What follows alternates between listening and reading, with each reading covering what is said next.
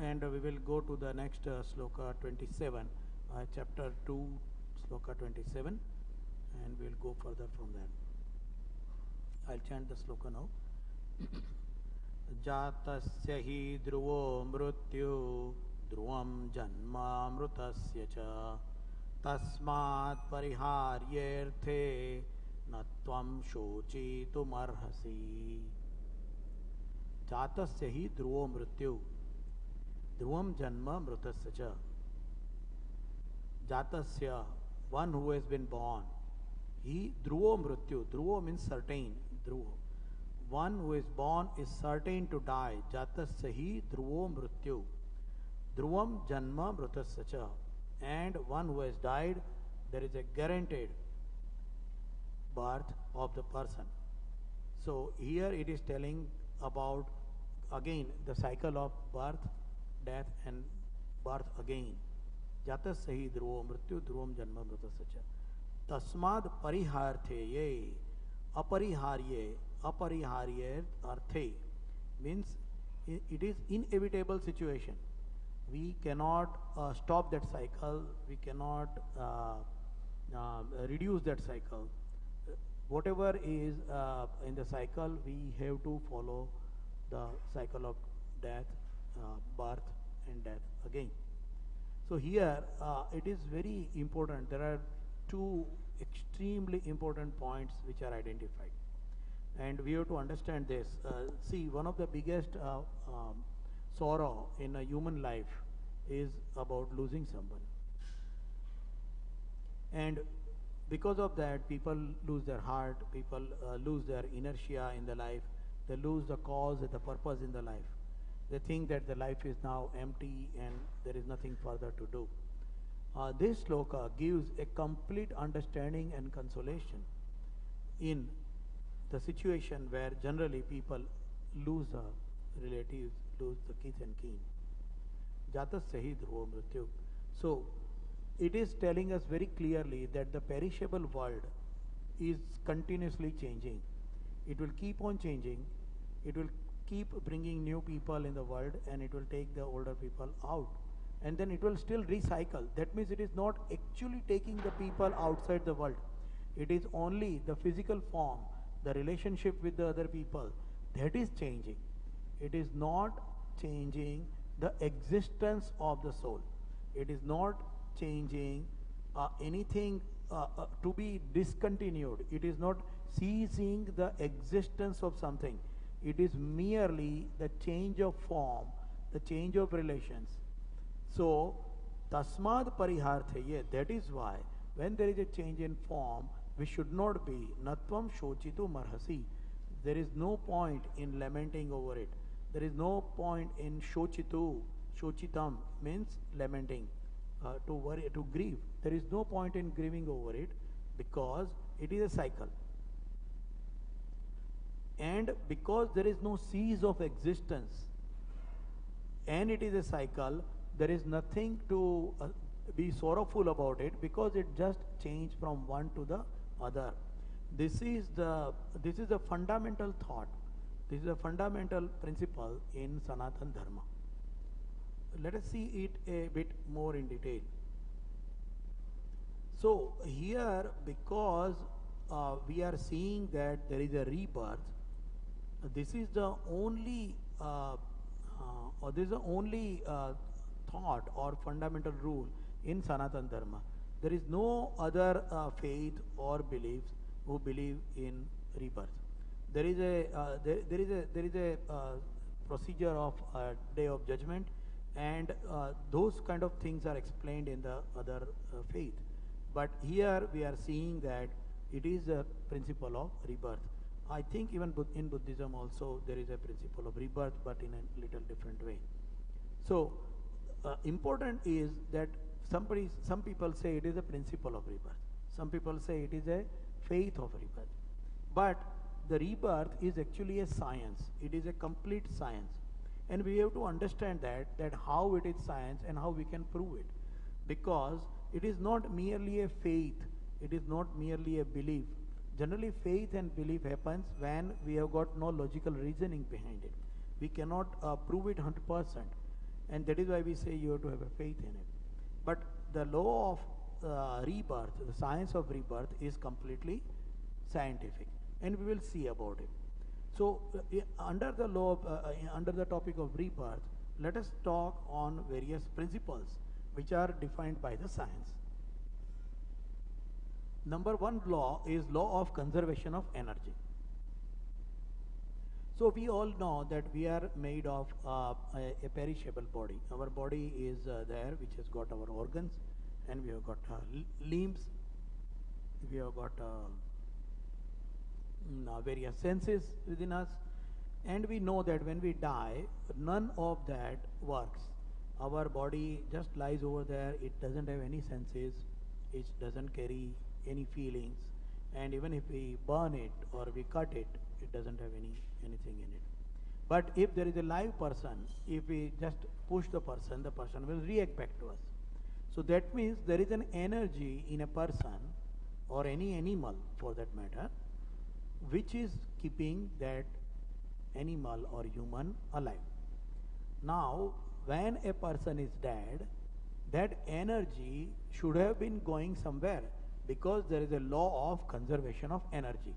Energy cannot be destroyed. It can be converted, it can be transferred, it can be put into other place or in other form, but energy cannot be completely destroyed. Energy, that is the law of conservation of energy by science. So we can understand that when an animal or a human being is dying, the energy in that human being is supposed to go somewhere. That energy cannot just cease to exist as per the law of conservation of energy. So looking at that, we can say that if that energy is still existing, that energy has to reside somewhere else. So the law of conservation of energy is completely in alignment with the law of rebirth, the science of rebirth. That energy is capable to take the place in any body, any form of body, any shape, which is again becoming alive. And that is why when it is becoming alive, that energy starts using that body. In other words, the Atma. We are talking about the science, so we do not use the word Atma here, but we are talking about the word energy. So that energy has to go in another body or has to reside in another body, and that is why there is a rebirth. So the science of rebirth is in complete alignment with the law of conservation of energy. Energy cannot be destroyed, and hence the energy which is within us when we are alive has to go somewhere, otherwise it will be destroyed. It has to get transferred somewhere. It may be temporarily somewhere in the what we call as the cyberspace in case of computer languages, but it should be somewhere in between, and then it should go to another place. That is why we say that when that energy or that Atma has reached to a level where it can meet the main energy, which is Paramatma, that is for all the saint and other big people who go there, all the big souls who go and meet Paramatma again. But for most of the common people, that energy has to come back. And that is why the law of rebirth or the science of rebirth is in alignment with the law of conservation of energy. Now let us look at another law, the law of karma.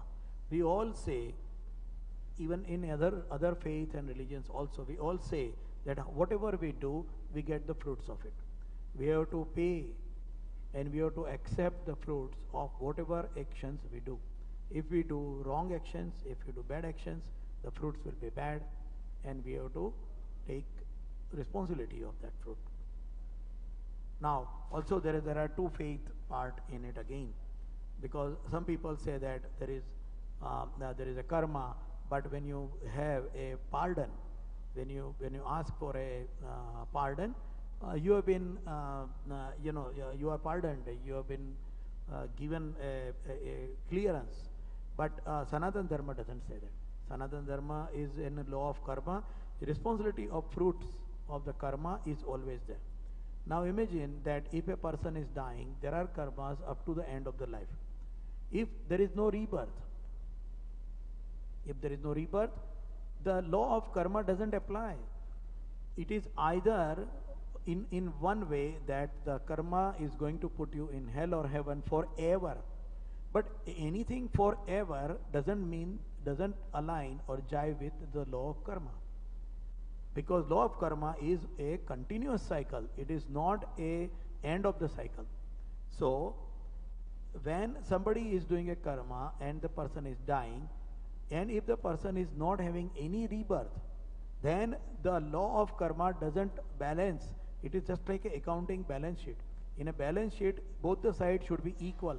If it doesn't, then the balance sheet is called as incorrect. If we follow the law of karma, the person has to take another birth to pay for the bad or the wrongdoings, and also to enjoy the fruits of the good doings. That is why the law of karma is again in perfect alignment with the science of rebirth. If there is a rebirth, then the law of karma works. The law of karma will be able to give the fruits to a person in another birth. Now, what another birth is a very good question. So here it is a third fundamental the rule is going to come, which is law of justice. The punishment and pardon versus the chances of improvement. The law of karma allows a person to improve, allows a person an opportunity to do the correction. The law of justice, if a person has done a crime, then pleading and agreeing to the country's laws that they are great. Imagine that there is a person who has done a wrong thing, he has done some crime, and that person has been taken to the court, and the person is telling now that, oh Lord, to the judge, that, oh Lord, my Lord, I totally agree, I have done a wrong thing, now I follow your instructions, now I totally believe and I respect the laws of the country and the laws which are made by the government, and so please pardon me. I completely believe in you and I completely follow you. Now, the person cannot say that I will follow you again if there is no rebirth. So there is no guarantee that the person has to follow it again. So the only way the person is telling that I agree with you and I surrender to you. Will the judge pardon the person? Judge will not pardon the person. The judge will say that, no sir, you have done something wrong, so you have to go to jail or you have to pay some money as in return to your deeds. The law will not tell him that now you are believing me, so you are pardoned for any actions which you have done throughout your work. The law of justice doesn't match with that. But the law of justice exactly matches with the law of rebirth or the science of rebirth. Because in the science of rebirth, as the justice is made, you are born again and you pay for whatever actions you have done, and you also enjoy the fruits of whatever actions you have done. So in both cases, it is important that we have to understand the law of justice cannot be matched in any other way other than the science of rebirth. The justice can only be made, the justice can only be achieved through a process of rebirth.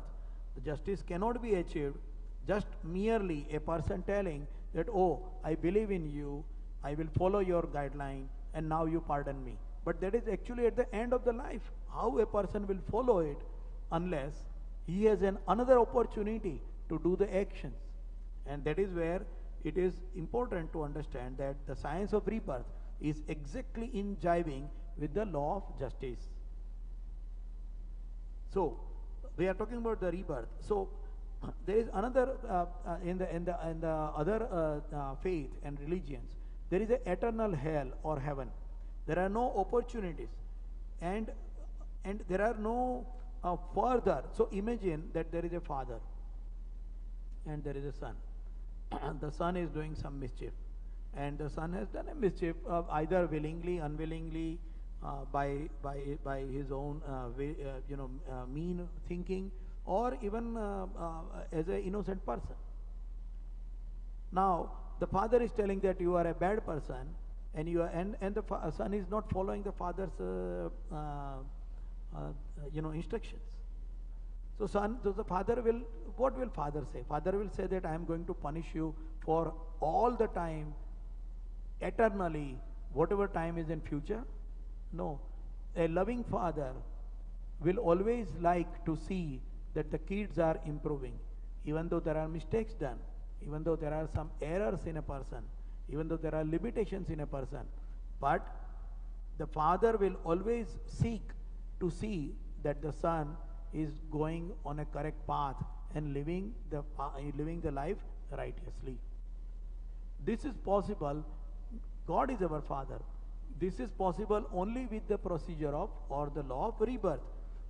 If there is no rebirth and there is only an eternal hell or heaven, then it is not going to, the son has got absolutely no chance, and no merciful father will try or punish a person to that extent eternally.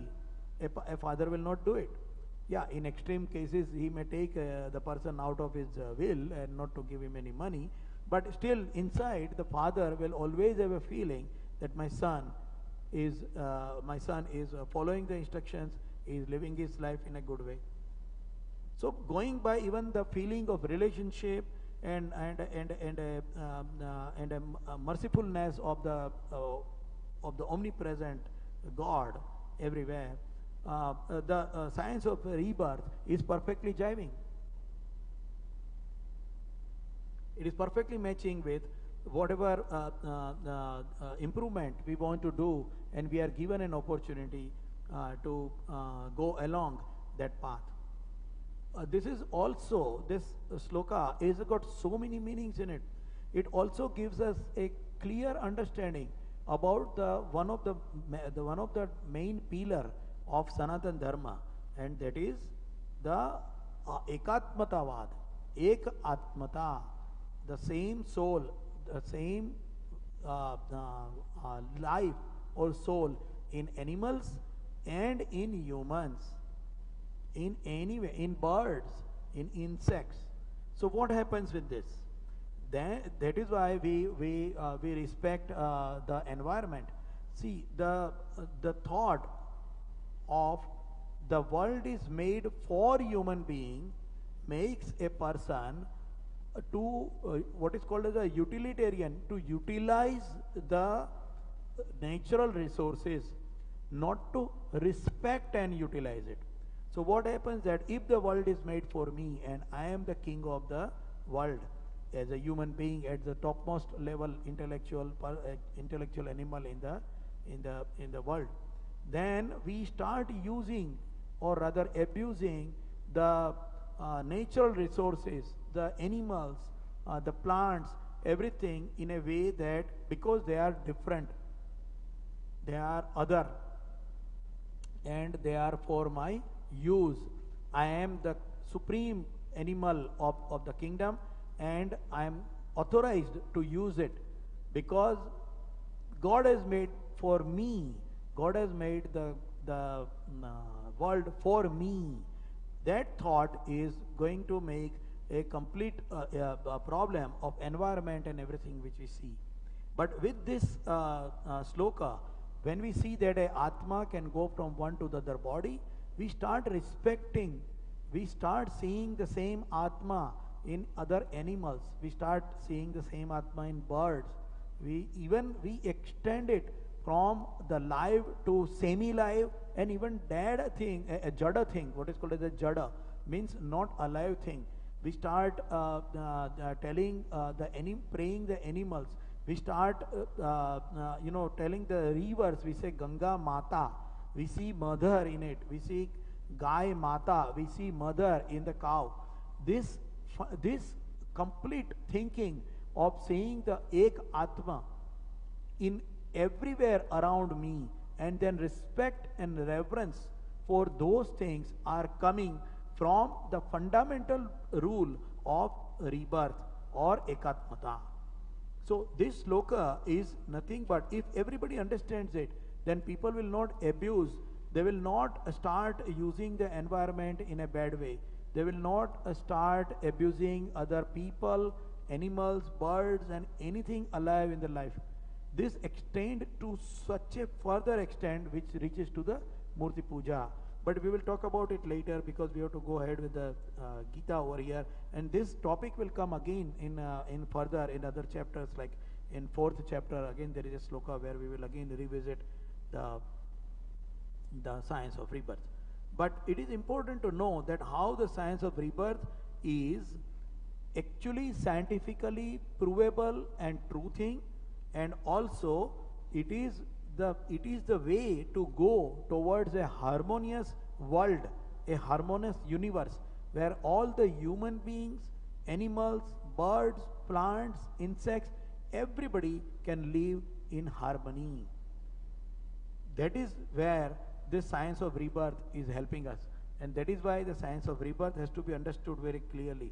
So, jatasya hi dhruvo mrityu dhruvam janma mritasya means anything which is born is going to die, and anything which is died is going to be born again. Tasmat pariharte, this also gives us a consolation. This gives us the understanding of the world and the interrelationship of us with the outside world through our body. And because it is a cycle, it gives us a consolation also. That is what this sloka is for. So we are going to go to the 28th sloka now. 28th sloka is, I am going to chant it. And God is here trying to explain further of the same cycle, about the same cycle. So I will do the chanting here. Avyaktaadini bhutani vyaktamadhyani bharata avyakta nidananyeva tatra ka paridevana. Avyakta. Avyakta means unmanifested, which with our organs, which our senses, we cannot see, we cannot feel, we cannot identify, we cannot sense. Avyakta dini, avyakta adini, before the birth. Bhutani, Bhutani means created beings. All the, see here the word is Bhutani, it is not Manushyani. Manushyani means human beings. Bhutani means every live being. Again the God is telling us that it is for every live being. Avyaktadini Bhutani, unmanifested before the birth who are created, and Vyakta Madhyani Bharata. Vyakta, see the word here there is a word Vyakta. The word in Hindi Vyakti. We say a person in Hindi as a Vyakti. What is a Vyakti? Vyakti means one who was before not present is now present in front of me, and that person or that soul will again become avyakta when the body is perished. So this sloka is telling that avyakta adini bhutani, before the birth the soul was unmanifested, and vyakta madhyani bharata. Bharata means Arjun. Arjun is one of the name of Arjun is Bharat. It is telling that madhyani means in the middle, it is vyakta, means it is manifested. And then avyakta nidananyeva, nidan means death. So it again becomes unmanifested, avyakta upon the death. That means there is a travel, there is something which is our soul, is avyakta before the birth, is vyakta after the birth, means it is vyakta in our body as our organs, our physical shape. And then it becomes avyakta again when the body perishes, the person dies, the animal dies. And that is why tatra ka paridevana, paridevana means grieve. Tatra ka means why. Ka in Sanskrit means why. Ka paridevana. Tatra ka paridevana. Tatra means that therefore. So therefore, when there is something which is avyakta before the birth, which is vyakta after the birth, in other words, a physical shape, And then avyakta upon the nidhanam means the death of the shape, death of the body. Tatra ka paridevana. So if that is the cycle, then there is no point of grieving. The God is explained same thing again in a other sentence, that what we are seeing is only a part of cycle where we are manifested. If we are not before the birth, we were still existing. This is important to understand. The important part which we always miss is because we understand the external world through our senses, and that is why we think it is a repeated experience, as we last time talked. That is why we feel that what we are is my body, and what we are seeing outside is also a true life which we are seeing. Once that feeling, that sensing, that understanding is gone, that means that person is gone. But that is what here God is explaining. It is not gone. Or only thing, it has become avyakta. Now we will see how this is applicable and how the Sanatana Dharma is using it. So let us take an example of Ganapati festival. We all know that there is a Ganesh Chaturthi coming, and there is a Ganapati festival, and we make the Ganapati idols from the clay and grass, and making some other all those products which are basically compostable, which are recyclable. And we make the god out of it. We make the Ganapati various beautiful statues. We paint it. We give it a shape. We give it even the expression. Some of them are like dancing Ganapati, and somebody will make a Ganapati who is sitting on a thorn, or somebody will make a Ganapati sitting on a mouse, like that. That means that we make a Ganapati not only physically but also a expressive, also a Ganapati who is doing various actions in life, a Ganapati who is active, and we make those idols of the Ganapati. Then during the Ganapati, those 10 days, we pray the idol. We bring the Ganapati at home, and we say that, oh, Ganapati has come to our home. What we say? Ganapati ghar mein laaye, Ganapati ghar mein aaye. Ganapati came to the home. We say that. That means there is something which has come in home.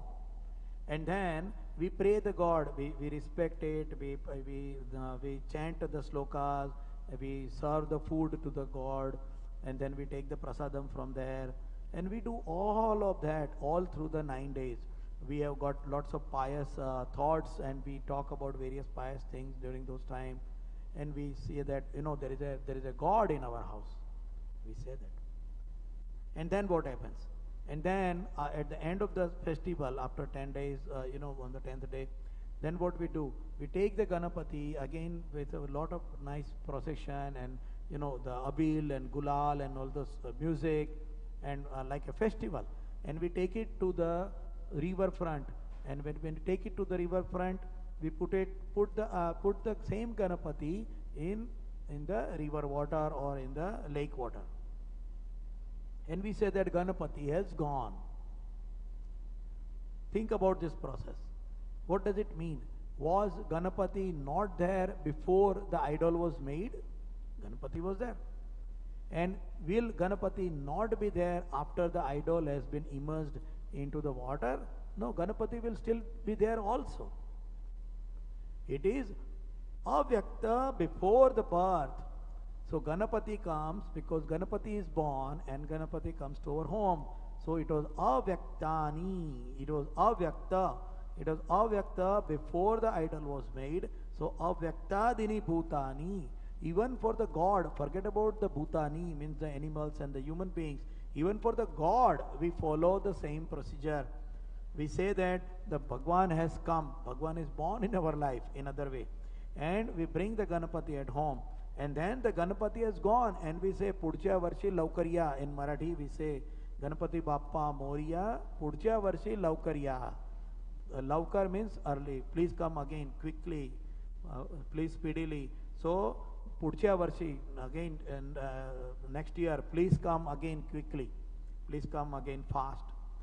We say that Ganapati. So that means That Ganapati festival is exactly representing this sloka in this 28th sloka. Avyakta dini bhutani vyakta madhyani bharata. It was avyakta before, it is vyakta in the middle, and then it will become avyakta again at the end of the cycle. And we say that Ganapati, the same material which has been used to make the idol, is again going back into the river. It is again going into a compostable and perishable thing. But next year, we again make another idol from the same material, from the same river sand, from the same painting, everything, from the grass which has grown again. And that is where we see the Pancha Mahabhuta, the whole concept of Pancha Mahabhutam, the earth, the fire, the water, the wind, and the air. That Pancha Mahabhuta is the place where the Avyakta is living. And when all of them come together in a body shape, in a formal shape, then it becomes a Vyakta. We'll talk about it further in detail, when the more slokas are coming. But basically, this sloka of Avyakta Dini Bhutani can be easily, practically understood from our Ganapati festival. So, somebody will say how it is. It is very similarly in our body also. We were Avyakta, then we are born because of the law of karma, the law of justice, and the law of conservation of energy. All these three laws, which are proven laws, are the reason why we are taking the rebirth, because we have to come back. And then also there are other reasons like the desires and all those things are coming. So that is the reason this sloka is telling us that because it is avyakta, vyakta and avyakta, tatra ka paridevana. So there is no point in grieving about losing a person. Remember why God is telling this? Because Arjun is worried about that I'm going to lose my relatives, my friends, my kith and kin, because I am going to fight, because I am going to go through the war and I am going to kill them. They are going to be cease to exist. And God is trying to explain that there is nothing which cease to exist, because there is a cycle which is avyakta, vyakta and again avyakta.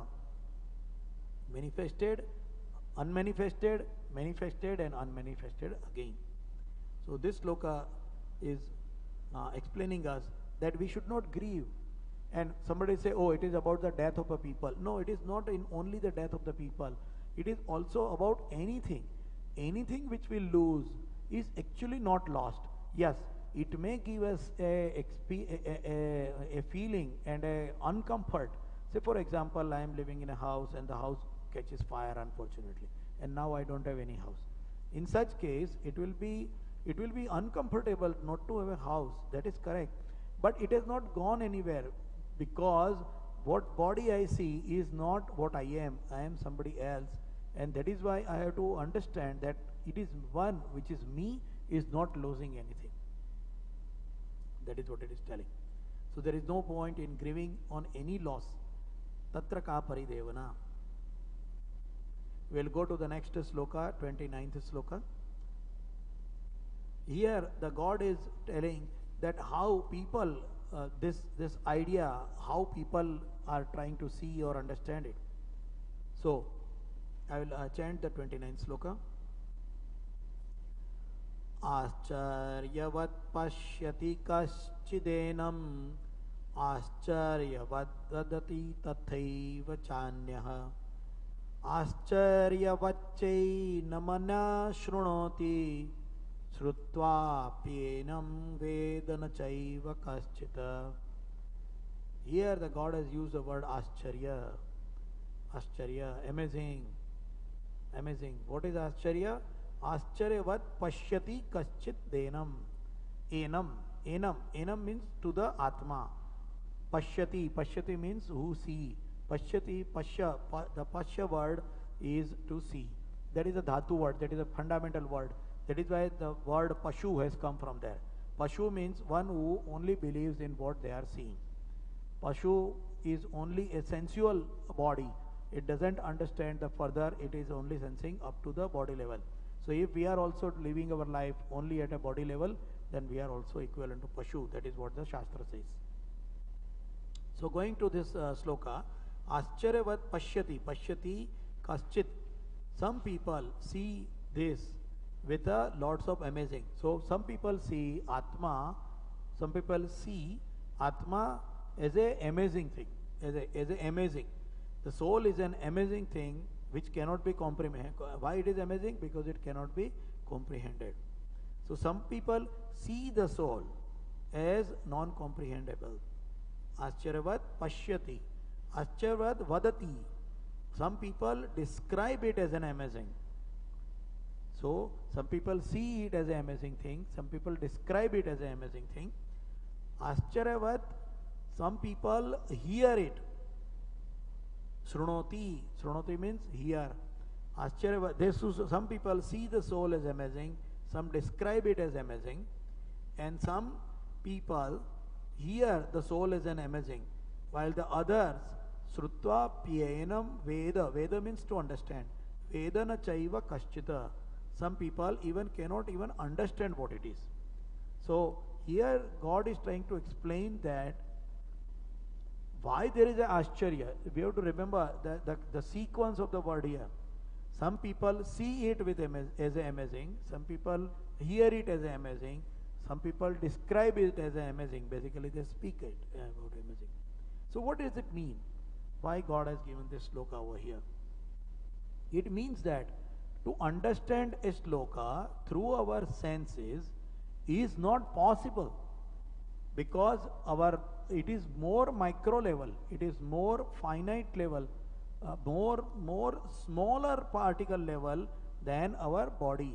So if we want to see or understand or hear or explain the Atma through our senses, which are our senses? Pashyati, to see, Vadati, to describe or to talk, and Srunoti, to hear. If we try to understand the Atma through hearing, seeing or describing, it will not be able to fathom it, it will not be able to understand it, and we will have that as a Ascharya only. We will think about it only as an Ascharya. We'll think about it as a, oh, I can't understand it, it is amazing, it is uncomprehendable. We will think about it. Why? Because we are trying to understand it through our senses. And some people, Srutva Pyenam Vedana Chaiva Kaschita. For some people, even they try to understand it from their mind. But they cannot even understand from their mind, because Atma is more finer level than the mind.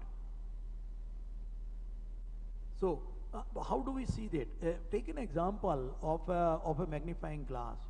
If we have got a very fine particle which cannot be magnified enough through a magnifying glass, then using that magnifying glass will not give us any clear view of that very fine particle. A simple magnifying glass which we use to read the books, that magnifying glass cannot see the items or the things at a atom level. For looking at the atom level, we have to have another microscope which can see, which can magnify, electron microscope which can see the things up to the atom level. Because Atma is much finer level, Atma is a traveler, Atma is residing in it, in the body, in our body. Seeing, hearing, listening or talking about it will not make us understand or comprehend what Atma is, because it is not even capable to understand that. The inherent capacity of our instrument, which is our senses, and that will leave us to Ascharya, that will leave us to amazing, incomprehensible. We will not be able to understand it. So basically God is trying to explain us here that do not try to understand it through your senses. And this is the answer to those people, because many people ask, those people who do not believe in the Atma, those are other beliefs and other faiths, they say, okay, show me the Atma. Where is Atma? And it cannot be shown, because your microscope, your magnifying glass itself is not capable enough to see it. So, to physically explain it as this is the Atma, like a physical body, is not possible. It is not a physical body. It is an energy. If somebody will take a battery cell and say, show me the electricity in it, we cannot show it. We can show the chemicals in it, we can show the outside cover in it, we can show the negative and positive terminals of it, but we cannot show the energy in it, because energy is at more finer level. In the same way, in our body, when somebody says, Atma, where is Atma? Show me the Atma. We cannot show that because it is at a finer level. And when it is a finer level, it is Ascharya. When the first steam engine was invented, and the first steam engine was used to do the demonstration of a vehicle which can be moved, people were thinking that this is a devil or a ghost, because there is no physical body like a horse or a bullock or human being pulling that machine. They couldn't see the energy in the steam. Yeah, they can see the steam, but they couldn't see what is the energy part of the steam. In the same way, there is an energy part in our us, and we cannot see it by the either seeing it, pashyati, or shrunoti, by hearing it, or vadati, by explaining it or describing it. We cannot see it. And that is why for those people it is amazing. And sometimes, and most of the times rather, whenever there is a thing which is amazing, people deny to accept it. Prove it to me. And you know what, I sometimes say that, and this is where the justice system fails. The normal justice system is based on the proof. Show me the proof, the physical proof, the provable proof. To show me, then only my judgment will be based on that. But there are so many things in the world which cannot be explained in form of the words, or which cannot be in a physical form can be proved. Suppose there are two mothers. There is one mother and the son, and the other mother and the son. If we ask which mother loves her son more, how can we prove it physically? We cannot, because sometimes the mother who loves the son so much will slap the son, because the son has done something wrong, which is wrong for the son as a grown man when the son is going to grow old.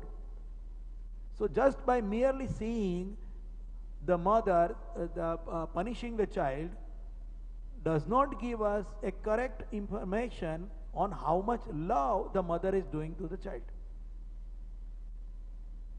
And in the same way, there are so many things.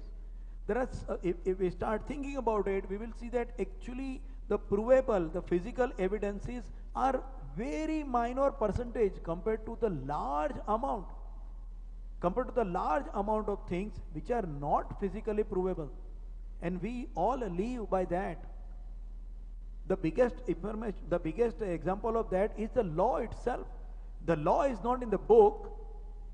If we see a book and we say this is the civil law, this is the criminal law, but if you burn the book, the law doesn't get burned. So where is so physical evidence cannot be only the book, because there can be another book, but the law is something which is governing all the people. Like we do not break the signal, we do not go for stealing the things and all.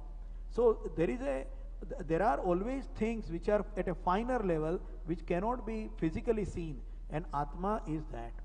And that is why those who doesn't understand that will say that show me the Atma. They will argue that show me the Atma. Otherwise they will say that because you cannot show me the Atma, your theory or your the understanding of the Atma is incorrect. There is nothing like Atma. And those people start abusing the world. They start abusing the environment, the animals, the plants, the rivers, all the natural resources. The whole environmental problem has come from there, because they don't see a Atma in it. When you don't see a Atma in it, and that is called as the Jadatva one. When you don't see an Atma, you start misusing it. And that is the root cause. We have got all this environmental problem nowadays is because of that. As an application, we can see that how this application of these slokas are in the real life we have got. So if these thoughts are inculcated in the people mind right from the birth and taught to them very well, then they will have a reverence. They will have a reverence for the God and the reverence for the creation of the God. And all the problems of environment, misusing, abusing other people, wars, everything will be resolved. This can extend to any level by saying one ekatmata, that is a one. So here the God is explaining why it is Ascharyavat, because they want to pashya, they want to shrunoti, and they want to vadati, or they want to explain and describe. It is not possible that way. That is this sloka is explaining us over here. We will go to the next sloka, sloka 30. I will do the chanting over here for the sloka 30. Dehi nityamavadhyoyam dehe sarvasya bharata tasmat sarvani bhutani natvam shochitumarhasi. Again God is telling natvam shochitumarhasi. Natvam shochitumarhasi means do not mourn, do not grieve. Dehi nityam avadhyoyam. Nityam avadhyoyam. Avadhya means immortal. Dehi means one who lives inside the deha, means the body. One who lives inside the perishable body is dehi. In other words, the atma. Dehi nityam, one who is continuously, always residing in the body. Avadhyoyam. Avadhya is immortal. It cannot be killed. Avadhya. Avadhya dehe sarvasya.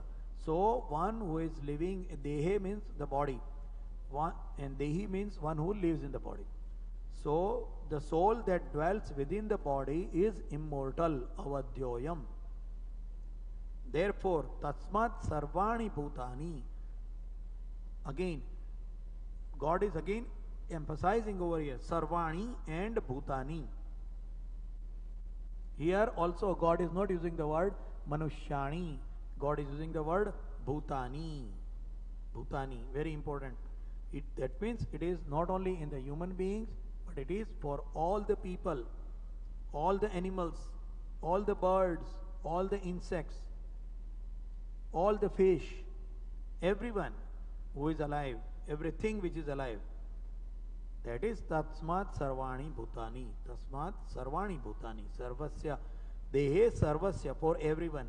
In everyone's body, Dehi, the soul which is Nitya, always resides, is Avadhya, is immortal. And so, therefore, you should not mourn, you should not grieve over anyone. You should not be. So, when the body is gone, the Dehi inside the body is not gone, is not killed. And again, when the God is telling here is Tasmat Sarvani Bhutani, that means equality in all the living creatures in the eyes of the God. God is seeing everyone equally. In the eyes of the God, a human being and a cow and a fish and a crow doesn't make any difference, because they are all the soul from the same God. So in the eyes of the God, just like in the eyes of the mother, all the children are same, and she loves all the children in the same way. In the eyes of the God, all the living creatures are same. There is no difference among them. And that is why the God is telling us, Tasmat Sarvani Bhutani. That is why when a body is dying, a body is killed, Vadhya, sometimes we see that a body just doesn't die of sickness, sometimes they are killed, the war, the accidents. In such case also, or in all the cases where the body ceases to exist, Dehi, one who is residing inside the body, is Avadhya, is not getting killed. This is also the same thing God has explained in a different way here, that the body is not the one which is traveling. The traveler is soul. Body is just one of the Vyakta, Avyakta, Vyakta and Avyakta is just a Vyakta of the soul. So when the body will go, in any living being, the Dehi inside is Avadhya. You cannot kill it. This is giving us a big consolation actually. Because even if we see that the body or which we think as us is gone, we find lots of pain, we find lots of loss. But here God is telling that it is a Dehi. What we are Dehi. We are not Deha. Deha means the body, Dehi means one who resides in the body. So we are Dehi and we are not Deha. When we understand that we are Dehi and we are not Deha, then we do not fear about cease to exist. We do not fear about, oh, I am not going to be there. That fear is gone because Dehi Nityam Avadhyoyam. The one who is continuously residing in the body is Avadhya. It cannot be killed. So it not only explained the science of Punarjanma, it also said that it cannot be killed, it cannot be changed, it cannot be modified. The same soul living in other bodies like animals and birds and other living creatures is same thing in us. So what does it show? It shows the divine brotherhood. It shows that again the same environmental thing will come from the other second view. That if there is a soul, so today I am a human being, tomorrow maybe because of my deeds, because of my karma, because of various reasons, I may become an animal, I may become a goat, I may become a bull, I may become a insect, I may become a bird, I may become a parrot. In that case, what is my expectation? My expectation is that I see the divine brotherhood because we are all the children of the same God. We are children of the God. We are part of the God. We are coming out of the main Paramatma. We are the Atmas which are separated from the main Paramatma. So there is a divine brotherhood. There is a little story about it, how the divine brotherhood helps and how the divine brotherhood feeling is coming in the mind of the people. There is a small story, short story. There was a farmer and the farmer had a marriage to do for the daughter. The farmer's daughter was getting married and the farmers had a little problem for the funds. There was not enough money. So the farmer wanted to sell his ox. Said, okay, I will sell this ox and I will get some money, so I will get my daughter married. So he is looking forward for some people who can come and see the ox and the bull and buy it. So there was one guy came and who told that, okay, I am going to buy this your ox for say $500, and he's looking at him and he's asking him, okay, so he's talking to him, trying to understand that guy, and then he says, no, I don't think I want to sell you my ox. That guy says, okay, and he walks away. Now there was a friend sitting next to the farmer's friend was sitting next to him. So there is another guy coming and he's telling, okay, I will give $400. The first guy told $500. This guy is telling, I will give you $400 for your ox. And he's telling, okay, take it. And the friend was surprised. The friend was telling, oh, you are in a grave need of money and this guy is giving $100 less to you compared to the other guy. Why did you sell your ox to this guy and not to the other guy? So farmer is telling, oh, the reason is because the first guy is not a smoker. The first guy is not smoking. The second guy is smoker.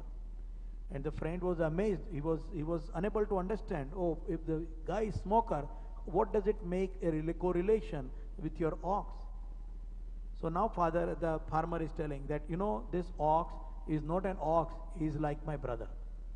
He is a guy who helped me to plow the fields. Now what happens, that because of the financial problem, I have to sell the ox. But I want him to be happy Wherever he will go, I want him to be comfortable and happy. The first guy who is a non-smoker will start plowing the field since morning till afternoon and evening, and my ox has to work very hard because this guy will not stop at all for anything but keep plowing. But the second guy is a smoker. So what will happen?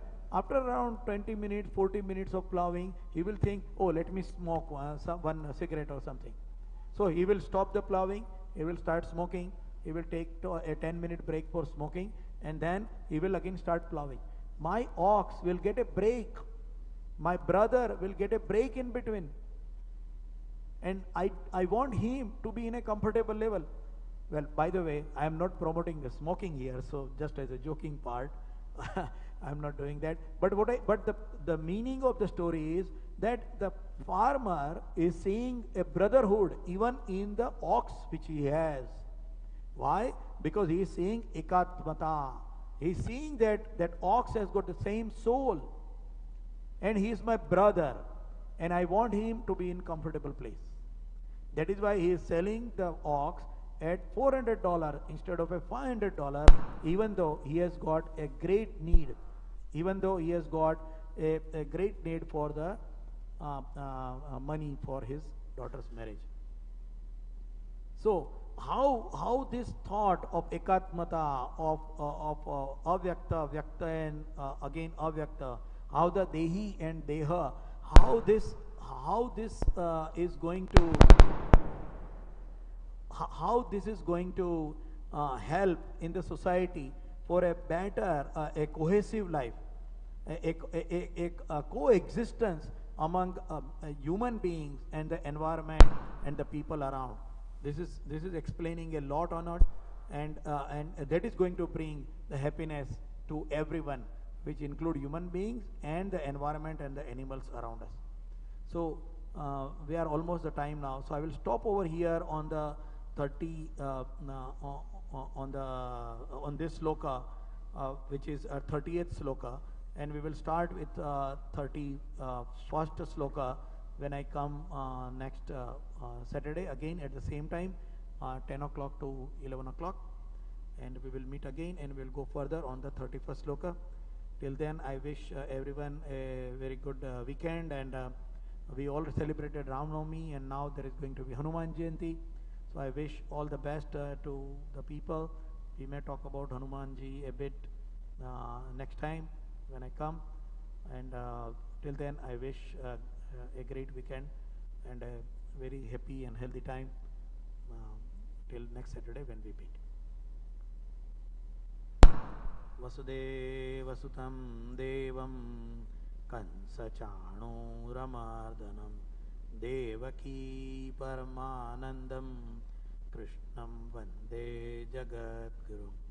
Guru Brahma Guru Vishnu Guru Devo Maheshwara Guru Sakshat Para Brahma Tasmai Sri Guruve Namah.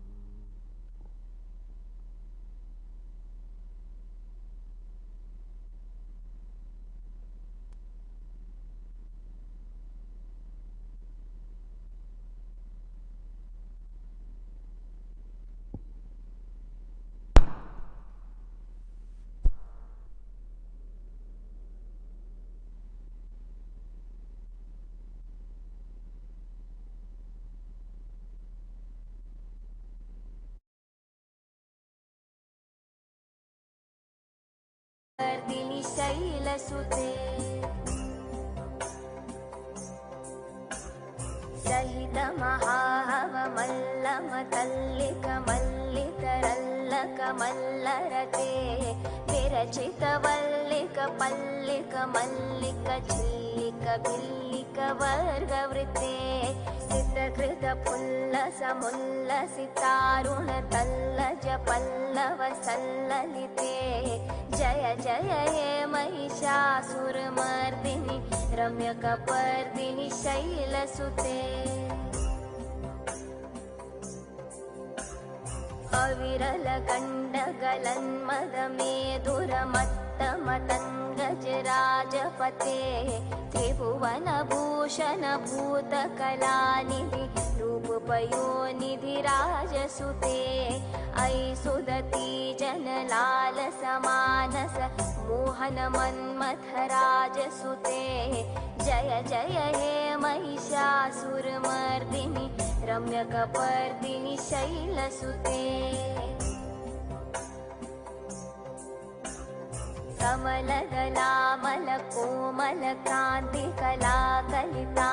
कमलदलामलकोमलकान्तिकलाकलितामलभाललते सकलविलासकलानिलयक्रम केलिचलत्कलहंसकुले अलिकुलसङ्कुलकुवलयमण्डलमौलिमिलद्बकुलालिकुले जय जय हे महिषासुरमर्दिनि रम्यकपर्दिनि